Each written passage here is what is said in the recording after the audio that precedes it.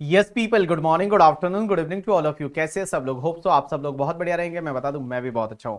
तो आज हम एक टॉपिक रिवाइज करने वाले हैं जिसका नाम है set of and carry forward of the losses करके। ठीक है, तो सबसे पहले अपन पढ़ेंगे सेट ऑफ और उसके बाद हम पढ़ेंगे carry forward and set of. तो पहले हम पढ़ते हैं सेट ऑफ। सेट ऑफ क्या होता है? तो देखिए, सेट ऑफ लॉसेस मींस अगर मान लो कहीं पे एक जगह लॉस है और एक जगह अगर गेन है तो उसको वापस में सेट ऑफ कर लेते हैं, आपस में उसको सेट ऑफ कर लेते हैं। That is called set off. I can take a example कि मान लो अगर हाउस प्रॉपर्टी हेड में मुझे कोई लॉस हो गया और अगर पीजीबीपी हेड में कोई गेन है, उसको आपस में सेट ऑफ कर देते हैं। That is called set of. तो सेट ऑफ पढ़ने के लिए सबसे पहली सेक्शन होती है सेक्शन 70 और 70 बोलती है intra head adjustment. Intra head adjustment का मतलब होता है एक ही हेड के अंदर अंदर। एक होता है इंटर हेड एडजस्टमेंट। इंटर का मतलब होता है दूसरे हेड में। इंटर जो वर्ड है ना, उसको पढ़ने पे लगता अंदर अंदर है बट होता बाहर बाहर है। आप लोगों ने जीएसटी में पढ़ा होगा inter like state sale. Inter state का मतलब दूसरे स्टेट में सेल होती है, that is called inter state sale. और इंट्रा स्टेट का मतलब एक ही स्टेट के अंदर अंदर होती है, उसको बोला जाता है इंट्रा स्टेट सेल। तो सबसे पहले हम पढ़ रहे हैं इंट्रा हेड एडजस्टमेंट।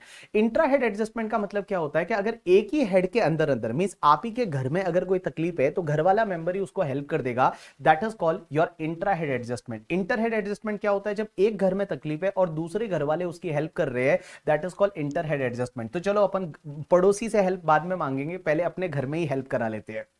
तो अपने घर में हेल्प कराते हैं, that is called intra head adjustment. जैसे एक हेड है, एक ही हेड के अंदर अंदर अगर एक सोर्स का लॉस है और दूसरे सोर्स का गेन है, आपस में उसको सेट ऑफ कर दो। That is called intra head adjustment. जैसे I can take example, Mumbai की हाउस प्रॉपर्टी का मेरा लॉस हो गया और अगर जयपुर की हाउस प्रॉपर्टी का मेरा गेन है, तो हाउस प्रॉपर्टी हेड के अंदर अंदर इसको सेट ऑफ कर देते हैं। That is called intra head adjustment. या फिर मान लो मेरा टेक्सटाइल बिजनेस का कोई लॉस हो गया और अगर मान लो कोचिंग क्लास बिजनेस का गेन है, तो बिजनेस हेड के अंदर अंदर सेट ऑफ कर लेते हैं। That is called intra head adjustment. या फिर मुझे कोई शॉर्ट टर्म कैपिटल लॉस हो गया और अगर लॉन्ग टर्म कैपिटल गेन है और लॉन्ग टर्म कैपिटल गेन से सेट ऑफ हो जाता है, that is called intra head adjustment. तो एक बात बताऊं मैं आपको, सेक्शन 70 आपको अलाउ करती है कि आप इंट्रा हेड एडजस्टमेंट कर सकते हैं। मींस एक ही हेड के अंदर अंदर एक सोर्स का लॉस है और दूसरे सोर्स का गेन है, आपस में उसको आप सेट ऑफ कर सकते हैं। लेकिन इसके 4 एक्सेप्शनल केसेस है और ये 4 एक्सेप्शनल केसेस कौन से हैं? सबसे पहला, अगर आपका कोई स्पेक्युलेटिव बिजनेस का लॉस होता है तो वो सिर्फ स्पेक्युलेटिव बिजनेस के गेन से ही सेट ऑफ होगा और किसी बिजनेस के गेन से सेट ऑफ नहीं होगा। दूसरा, अगर आपका स्पेसिफाइड बिजनेस का loss, specified business you know that वो पीजीबीपी में हमने पढ़े थे 14 business, cold chain, facility, warehousing, hotel, hospital and all. तो वो जो स्पेसिफाइड बिजनेस है 14 बिजनेस, उनका अगर लॉस होता है तो स्पेसिफाइड बिजनेस के गेन से ही सेट ऑफ हो सकता है, बाकी किसी से नहीं हो सकता। तीसरा, अगर आपको लॉन्ग टर्म कैपिटल लॉस होता है ना, वो सिर्फ लॉन्ग टर्म कैपिटल गेन से ही सेट ऑफ होगा, कभी भी शॉर्ट टर्म कैपिटल गेन से सेट ऑफ नहीं होगा। और owning and maintaining race horses का लॉस है, यहां पे मैं owning and maintaining race horses बोल रहा हूं, हॉर्स रेसेस नहीं बोल रहा हूं, रेस हॉर्सेस बोल रहा हूं। इसका मतलब मैं घोड़ों की बात कर रहा हूं। बहुत सारे लोग होते हैं जो क्या करते हैं, घोड़ों को ओन करते हैं, मेंटेन करते हैं। ऐसी एक्टिविटी से अगर कोई लॉस हुआ तो वो owning and maintaining race horses के गेन से ही सेट ऑफ हो सकता है। तो देखो, सबसे पहले मैंने क्या बोला, intra head adjustment. Intra head adjustment mean जैसे 5 हेड है, अलग अलग हेड है, ठीक है, तो 5 ही घर है, उस घर के अंदर अंदर मतलब किसी भी हेड के अंदर अंदर आप एडजस्टमेंट कर सकते हैं। बट उसके 4 एक्सेप्शनल केसेस है। पहला तो स्पेक्युलेटिव बिजनेस का लॉस हुआ तो वो सिर्फ स्पेक्युलेटिव बिजनेस के गेन से ही सेट ऑफ होगा। स्पेसिफाइड बिजनेस का लॉस है तो वो सिर्फ स्पेसिफाइड बिजनेस के गेन से सेट ऑफ होगा। लॉन्ग टर्म कैपिटल लॉस हुआ तो वो सिर्फ लॉन्ग टर्म कैपिटल गेन से ही सेट ऑफ होगा। और ओनिंग एंड मेंटेनिंग रिसोर्सेज का लॉसेस है, वो सिर्फ ओनिंग एंड मेंटेनिंग रिसोर्सेज से ही सेट ऑफ होगा। अब एक बात बताओ, अगर मैं कैपिटल गेन हेड की बात करूं तो कैपिटल गेन हेड में 2 चीजें हो सकती है, आइदर लॉन्ग टर्म और short term. Capital gain head को आप ऐसे याद रखेंगे, ये एक अंबानी फैमिली है, मिस मुकेश अंबानी बड़ा भाई और अनिल अंबानी छोटा भाई। मुकेश अंबानी बड़ा भाई उसको लॉन्ग टर्म बोलेंगे और अनिल अंबानी छोटा भाई उसको अपन शॉर्ट टर्म बोलेंगे। अब एक बात बताओ, मैं क्या बोल रहा हूं कि अगर लॉन्ग टर्म कैपिटल लॉस होता है तो वो सिर्फ लॉन्ग टर्म कैपिटल गेन से ही सेट ऑफ हो सकता है और किसी से नहीं हो सकता। इसका मतलब शॉर्ट टर्म कैपिटल लॉस हो गया तो short term capital loss long term capital gain से as well as short term capital gain से सेट ऑफ हो सकता है। लेकिन लॉन्ग टर्म कैपिटल लॉस हुआ तो वो सिर्फ लॉन्ग टर्म कैपिटल गेन से ही सेट ऑफ होगा। इसका मतलब यह हुआ, आप इसको ऐसे याद रखेंगे कि कभी भी अंबानी फैमिली में बड़ा भाई छोटे भाई की हेल्प कर सकता है बट छोटा भाई बड़े भाई की हेल्प नहीं कर सकता। आपको क्या लगता है आज अनिल अंबानी को अगर हेल्प चाहिए तो मुकेश अंबानी कर सकता है? ऑब्वियसली कर सकता है, बहुत पैसा है मुकेश अंबानी के पास। बट अगर मान लो मुकेश अंबानी को हेल्प चाहिए तो क्या अनिल अंबानी कर सकता है? आंसर इज नहीं कर सकता। तो इसका मतलब ये हुआ कि एक बात बताइए, शॉर्ट टर्म कैपिटल लॉस है, मींस अनिल अंबानी को हेल्प चाहिए तो वो शॉर्ट टर्म कैपिटल गेन से भी सेट ऑफ हो सकता है, लॉन्ग टर्म कैपिटल गेन से भी सेट ऑफ हो सकता है। बट अगर लॉन्ग टर्म कैपिटल लॉस है तो वो सिर्फ लॉन्ग टर्म कैपिटल गेन से ही सेट ऑफ होगा और शॉर्ट टर्म कैपिटल गेन से सेट ऑफ नहीं हो सकता है। और बड़ा ही लॉजिकल है। एक बात बताओ, लॉन्ग टर्म पे टैक्स रेट रहती है 20% और शॉर्ट टर्म पे टैक्स रेट रहती है नॉर्मल टैक्स रेट, और you can say that the 30%। तो आप ही लॉजिकली सोचिए कि अगर मान लो आपका लॉन्ग टर्म कैपिटल लॉस हो गया तो लॉन्ग टर्म कैपिटल लॉस में 20% वाला लॉस है और शॉर्ट टर्म कैपिटल गेन है, शॉर्ट टर्म कैपिटल गेन 30% वाला है, तो क्या गवर्नमेंट है वो 20% वाले लॉस को क्या 30% के गेन से सेट ऑफ करने देगी? आंसर इज नो, वो उससे सेट ऑफ करने नहीं देगी। तो अगर लॉन्ग टर्म कैपिटल लॉस होता है तो सिर्फ वो लॉन्ग टर्म कैपिटल गेन से ही सेट ऑफ हो सकता है, शॉर्ट टर्म कैपिटल गेन से सेट ऑफ नहीं हो सकता। तो देखिए बड़ा सिंपल सा पॉइंट है, section 70 intra head adjustment means एक ही हेड के अंदर अंदर अगर एक सोर्स का लॉस है दूसरे सोर्स का गेन है, आप सेट ऑफ कर लो। बट उसके 4 एक्सेप्शन है। एक तो स्पेक्युलेटिव बिजनेस का लॉस सिर्फ स्पेक्युलेटिव बिजनेस के गेन से सेट ऑफ होगा, स्पेसिफाइड बिजनेस का लॉस सिर्फ स्पेसिफाइड बिजनेस के गेन से सेट ऑफ होगा, लॉन्ग टर्म कैपिटल लॉस सिर्फ लॉन्ग टर्म कैपिटल गेन से सेट ऑफ होगा, ओनिंग एंड मेंटेनिंग रिसोर्सेज का लॉस सिर्फ ओनिंग एंड मेंटेनिंग रिसोर्सेज से सेट ऑफ होगा। उसके बाद में जब आप अपने घर के अंदर एडजस्टमेंट कर लेते हैं और घर के अंदर अगर हेल्प करने वाला कोई नहीं है तो आप दूसरे घर पे जाते हैं, जिसको बोला जाता है inter head adjustment. Inter head adjustment का मतलब होता है कि अगर मान लो आपका कोई लॉस है वो इंट्रा हेड एडजस्टमेंट से सेट ऑफ नहीं होता है तो फिर आप दूसरे हेड से जाके हेल्प मांगते हैं।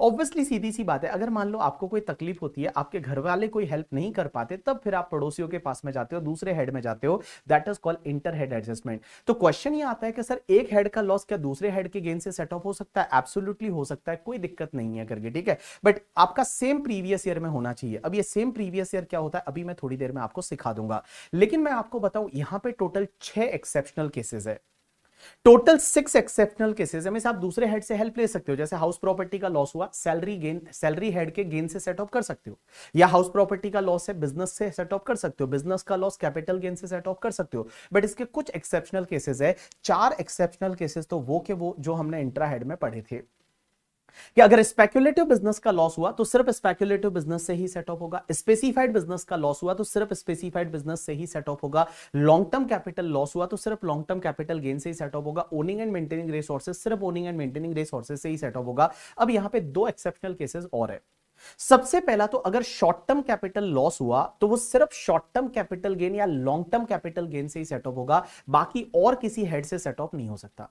देखो शॉर्ट टर्म कैपिटल लॉस हुआ तो वो सिर्फ शॉर्ट टर्म कैपिटल गेन या लॉन्ग टर्म कैपिटल गेन से ही सेट ऑफ होगा और किसी हेड से सेट ऑफ नहीं हो सकता। एंड लास्ट वाला एक बात बताओ, बिजनेस के जो लॉसेस होते हैं ना वो किसी भी हेड से सेट ऑफ हो सकते हैं अदर देन सैलरी से सेट ऑफ नहीं हो सकते।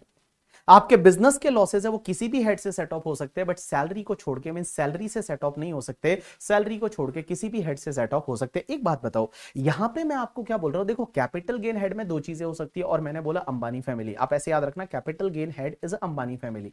बड़ा भाई छोटे भाई की हेल्प कर सकता है, छोटा भाई बड़े भाई की हेल्प नहीं कर सकता। एक और चीज समझना, अगर मान लो यहां पे जो अंबानी फैमिली है ना वो कैपिटल गेन हेड है, एक चीज ध्यान रखना, ये लोग दुनिया की हेल्प कर सकते हैं बट दुनिया इनकी हेल्प नहीं कर सकती। आप एक बात समझिए, जैसे हाउस प्रॉपर्टी का लॉस है कैपिटल गेन से सेट ऑफ हो सकता है, यस हो सकता है।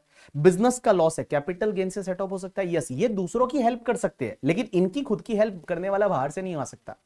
आप एक बात बताइए, लॉन्ग टर्म कैपिटल लॉस है तो सिर्फ लॉन्ग टर्म कैपिटल गेन से सेट ऑफ होगा, और अगर शॉर्ट टर्म कैपिटल लॉस हुआ तो सिर्फ शॉर्ट टर्म कैपिटल गेन या लॉन्ग टर्म कैपिटल गेन से सेट ऑफ होगा और किसी अदर हेड की इनकम से सेट ऑफ नहीं होगा। तो अंबानी फैमिली, आप समझिए मुकेश अंबानी को कोई दिक्कत है तो कोई हेल्प नहीं कर सकता, सिर्फ लॉन्ग टर्म कैपिटल गेन ही कर सकता है। अनिल अंबानी को हेल्प चाहिए तो मुकेश अंबानी कर सकता है, बाकी कोई नहीं कर सकता करके, ठीक है। इसका मतलब ये हुआ एक अंबानी फैमिली है, ये दुनिया की हेल्प कर सकते हैं, ये दूसरों की हेल्प कर सकते हैं, बट इसके हेड की हेल्प करने के लिए बाहर से कोई नहीं आ सकता है। अब एक बात समझना, जो मैंने आपको सिखाया उसकी एक मैंने समराइजर दे रखा है, समरी दे रखा है, जिसको आपको माइंड मैपिंग में दिमाग में डालना है। जो मैंने आपको पढ़ाया अगर वो समझ में आया होगा तो ये आपको समझ में आएगा। सबसे पहले सैलरी हेड में क्या लॉस हो सकता है, हो ही नहीं सकता।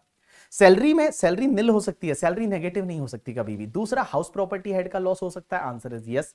अगर देखो हाउस प्रॉपर्टी हेड में आपको लॉस दिख जाता है तो आप क्या करोगे, पहले इंट्रा हेड एडजस्टमेंट करोगे, मींस हाउस प्रॉपर्टी हेड में और कोई गेन है तो उससे सेट ऑफ कर दो। उसके बाद में आप इंटर हेड एडजस्टमेंट करोगे, मींस हाउस प्रॉपर्टी हेड का लॉस किसी दूसरे हेड के गेन से सेट ऑफ होगा। लेकिन इसमें एक चीज ध्यान रखना, हाउस प्रॉपर्टी हेड का जो लॉस होता है ना, वो किसी दूसरे हेड से सेट ऑफ हो सकता है, बट मैक्सिमम 2 लाख रुपीज तक, मैक्सिमम 2 लाख रुपीज तक सेटअप हो सकता है, उससे ज्यादा नहीं हो सकता। अगर उससे ज्यादा है तो बाकी वाला लॉस आपको कैरी फॉरवर्ड करना पड़ेगा। और उसके बाद में अगर इंट्रा हेड एडजस्टमेंट कर दिया, इंटर हेड एडजस्टमेंट कर दिया, उसके बाद भी हाउस प्रॉपर्टी हेड का लॉस बचा, तो उसको आप कैरी फॉरवर्ड करोगे। उसके बाद में पीजीपीपी हेड में लॉस हो सकता है, आंसर इज यस। आपको एक सिंपल सी चीज बताओ, देखो पीजीपीपी हेड में अगर आपको स्पेक्युलेटिव बिजनेस का लॉस दिख जाता है, तो आपको देखना है स्पेक्युलेटिव बिजनेस का कोई गेन है या नहीं, उससे सेटअप होगा। और उसके बाद में अगर बचता है तो सीधा उसको कैरी फॉरवर्ड कर दो। स्पेसिफाइड बिजनेस का लॉस आया तो सिर्फ स्पेसिफाइड बिजनेस के गेन से ही सेट ऑफ होगा, और उसके बाद जो लॉस बच गया उसको सीधा कैरी फॉरवर्ड कर दो। अगर एनी अदर नॉर्मल बिजनेस का कोई लॉस है तो आप क्या करोगे, सबसे पहले आप इंट्रा हेड एडजस्टमेंट करोगे, बिजनेस के कोई भी गेन है उससे आप सेट ऑफ करोगे। उसके बाद में आप इंटर हेड एडजस्टमेंट करोगे, दूसरे हेड में जाके और गेन से सेट ऑफ करोगे। लेकिन इसमें एक चीज ध्यान रखना, अदर देन सैलरी, सैलरी से आप सेट ऑफ नहीं कर सकते बिजनेस के लॉसेस, और बाकी जो बिजनेस के लॉसेस जो भी बचेंगे वो आप कैरी फॉरवर्ड करोगे। यहां पे एक और चीज समझना, मैं आपको क्या बोल रहा हूं, स्पेक्युलेटिव बिजनेस का लॉस होता है तो वो स्पेक्युलेटिव बिजनेस के गेन से ही सेट ऑफ होगा, नॉर्मल बिजनेस के गेन से सेट ऑफ नहीं होगा।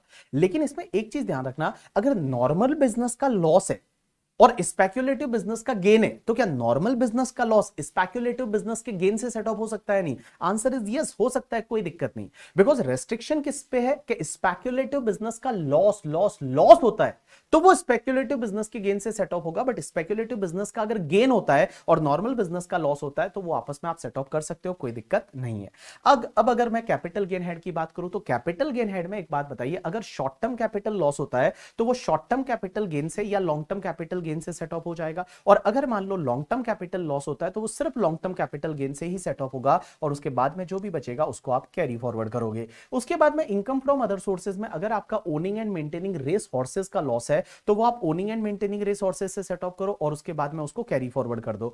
अदर सोर्सेज के अगर कोई अदर लॉसेज है तो वो पहले आपका इंट्रा हेड होगा, उसके बाद इंटर हेड होगा, लेकिन उसको कैरी फॉरवर्ड नहीं कर सकते। अदर सोर्सेज के कोई भी लॉसेज है वो कैरी फॉरवर्ड आप नहीं कर सकते है करके, ठीक है। अब एक और चीज समझना, सर एक बात बताओ, जैसे फॉर एन एग्जांपल, एक एग्जांपल लेता हूं, एग्जांपल से आप समझने की कोशिश करना। जैसे करंट ईयर में हाउस प्रॉपर्टी का लॉस है, मेरा बिजनेस का गेन है करंट ईयर का, ठीक है, करंट ईयर का हाउस प्रॉपर्टी का लॉस है, बिजनेस का गेन है, और पुराना भी बिजनेस का लॉस है, तो मैं बिजनेस के गेन से पहले करंट ईयर का हाउस प्रॉपर्टी का लॉस सेट ऑफ करूं या फिर पुराना वाला बिजनेस लॉस पहले सेट ऑफ कर दूं बिजनेस की इनकम से? राइट आंसर इज पहले आपको करंट ईयर के लॉसेस सेट ऑफ करने हैं, उसके बाद पुराने वाले ब्रॉट फॉरवर्ड लॉसेस को आपको देखना है। सो मैं एक बात बताऊं, पहले आपको करंट ईयर का हिसाब कंप्लीट करना पड़ेगा। जो करंट ईयर है वो करंट ईयर का कैलकुलेशन आप पहले करोगे, और उसके बाद कोई गेन बचता है तो उस गेन के सामने पुराने जो ब्रॉट फॉरवर्ड लॉसेस है वो ब्रॉट फॉरवर्ड लॉसेस को आप क्या करोगे, यहां पे लेके आओगे और उसको सेट ऑफ करोगे। अब एक और चीज समझना, मैंने आपको अभी एक बताई थी एक चीज, इंटर हेड एडजस्टमेंट में आप दूसरे हेड में जा सकते हो, लेकिन एक चीज समझना, ये दूसरे हेड में आप तभी जा सकते हो जिस ईयर में वो लॉस होता है। जैसे मैं एक एग्जांपल लेता हूं, मेरी तरफ देखो, मेरी तरफ देखो।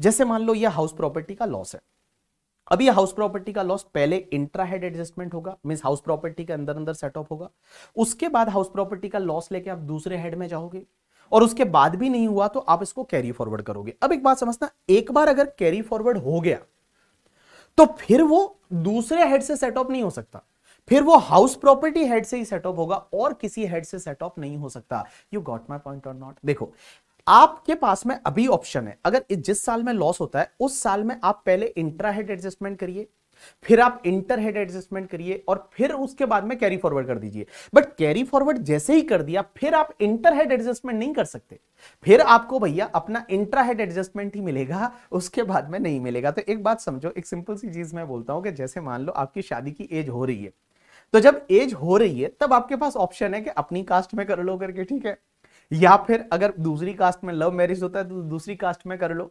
और अगर मान लो आपकी एक एज ओवर एज हो जाती है, मींस आप अगर एक बार कैरी फॉरवर्ड हो जाते हो करके, ठीक है, तो फिर भैया अपनी कास्ट में ही करनी पड़ेगी। प्यार का तो मौका मिलेगा नहीं, दूसरी कास्ट में तो कर नहीं सकते, आपका कोई भी प्यार का मौका नहीं मिलेगा। इंटर कास्ट का जो है इंटर हेड का ऑप्शन आपके पास से चला जाएगा। तो इन सिंपल वर्ड में आपको बताओ, देखो अगर लॉस इस ईयर में हुआ तो पहले आप इंट्रा हेड एडजस्टमेंट करो, फिर आप इंटर हेड एडजस्टमेंट करो और फिर कैरी फॉरवर्ड कर दो। लेकिन एक बार कैरी फॉरवर्ड हो गया तो फिर आप इंटर हेड एडजस्टमेंट नहीं कर सकते, किसी दूसरे हेड से सेट ऑफ नहीं कर सकते, फिर आपको उसी हेड से सेट ऑफ करना पड़ेगा। यू गॉट माय पॉइंट और नॉट? यस। अब एक बात समझना, मैं अब आपको सिखाने वाला हूं carry forward and set of the losses. तो पहले मैंने क्या सिखाया था?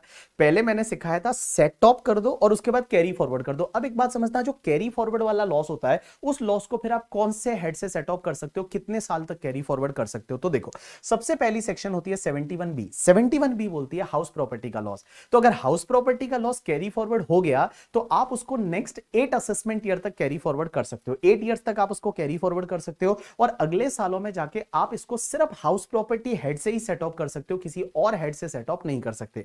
अब आप मुझे बोलोगे सर ये 8 ईयर्स काउंट कैसे होता है? तो देखो, जैसे मैं बताऊं, आपके एग्जाम के लिए प्रीवियस ईयर है, वो प्रीवियस ईयर मान लो 22-23 है।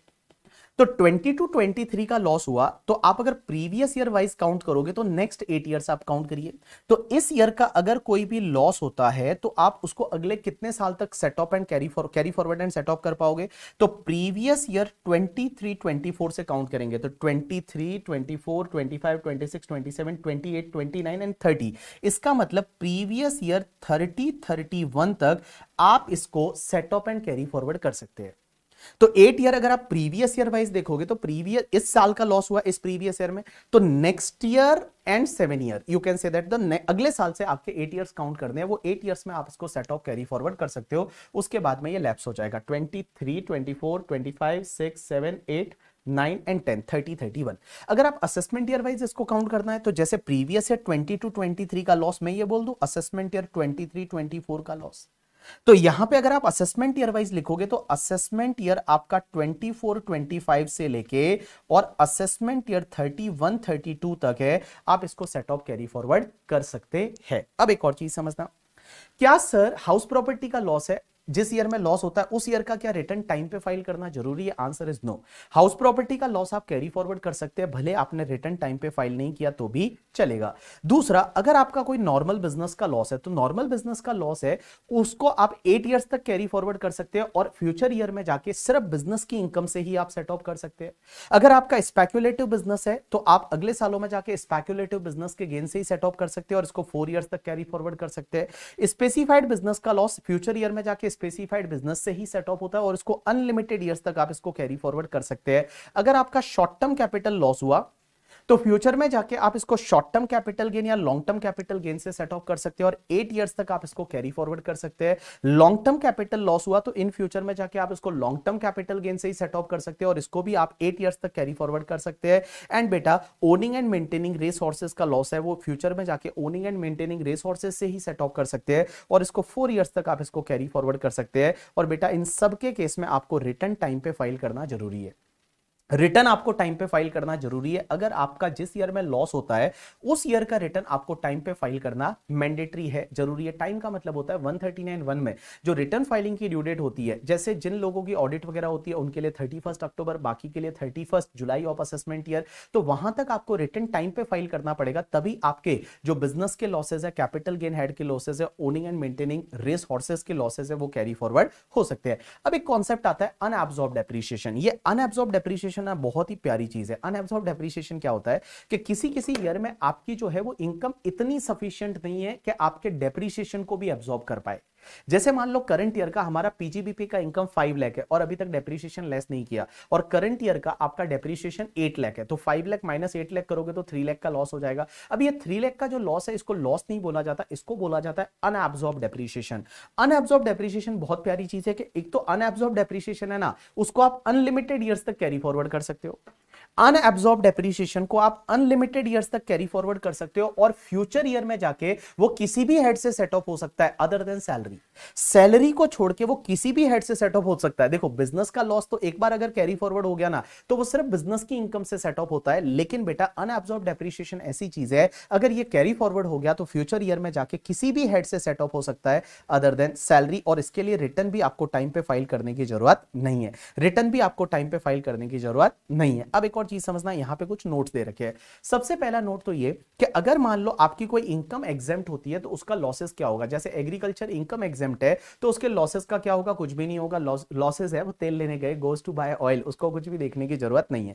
दूसरा एक और चीज समझना, जो भी तुम्हारा लॉटरी है, क्रॉसवर्ड है, पजल्स है, मींस कैजुअल इनकम, इसके अगर कोई लॉसेस होते हैं ना, वो लॉसेस ना तो सेट ऑफ होते हैं और ना कैरी फॉरवर्ड होते हैं, मींस इसको आपको इग्नोर करना पड़ेगा। जैसे फॉर एन एग्जांपल, मैंने कहीं पे बैटिंग किया, गैम्बलिंग किया, जैसे ड्रीम 11 पे वगैरह, और उसका लॉस हो गया, तो वो लॉस का क्या होगा, कुछ नहीं होगा। It has to be ignore, इसको आपको इग्नोर करना, इसके खर्चे भी अलाउ नहीं होते। जैसे अदर सोर्सेज में हमने देखा था कि अगर आपकी लॉटरी टिकट खरीदा तो लॉटरी टिकट का खर्चा क्या विनिंग के सामने एडजस्ट होगा, आंसर इज नो, वो कुछ भी विनिंग के सामने एडजस्ट नहीं होगा। तो अगर आपका कोई भी लॉटरी, कार्ड गेम, रेसेस का कोई भी लॉस है, वो लॉसेस आपको सेट ऑफ नहीं कर सकते, उसको इग्नोर करना है। दूसरी चीज, एक और चीज ध्यान रखना कि भैया अगर मान लो आपकी लॉटरी की इनकम है ना, इसके सामने दूसरे कोई लॉसेस सेट ऑफ नहीं हो सकते, मींस ये ग्रॉस इनकम सीधा टैक्सेबल होगी 30% की रेट से। जैसे फॉर एन एग्जांपल, मेरा लॉटरी का इनकम है 1 लाख, क्या मैं हाउस प्रॉपर्टी के लॉसेस सेट ऑफ कर सकता हूं, कैपिटल गेन के लॉसेस, आंसर इज नो।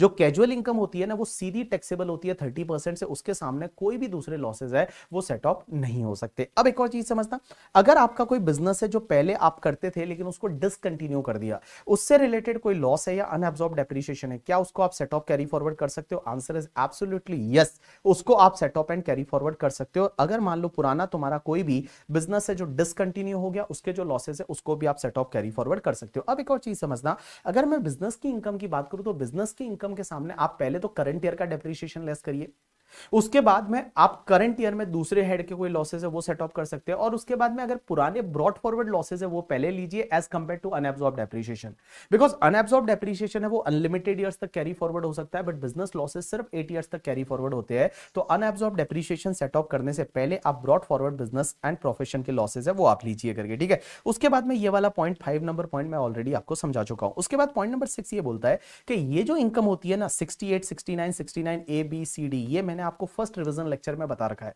अगर आप फर्स्ट रिवीजन लेक्चर देखोगे उसमें कैश क्रेडिट वगैरह के बारे में मैंने बोला है। तो ये जो कैश क्रेडिट वगैरह होता है ना, ये वाली इनकम के सामने कोई भी लॉसेस सेट ऑफ नहीं होते, और ये सीधा आपका 60% की रेट से ये इनकम टैक्सेबल होती है under section 115 BBE. 60% plus 25% surcharge plus 4% health and education cess, तो 78% इफेक्टिव टैक्स रेट रहती है और 78% से टैक्सेबल होती है। इस इनकम के सामने आपके कोई भी लॉसेस वगैरह है वो आप सेट ऑफ नहीं कर सकते, ये सीधा टैक्सेबल हो जाएगी।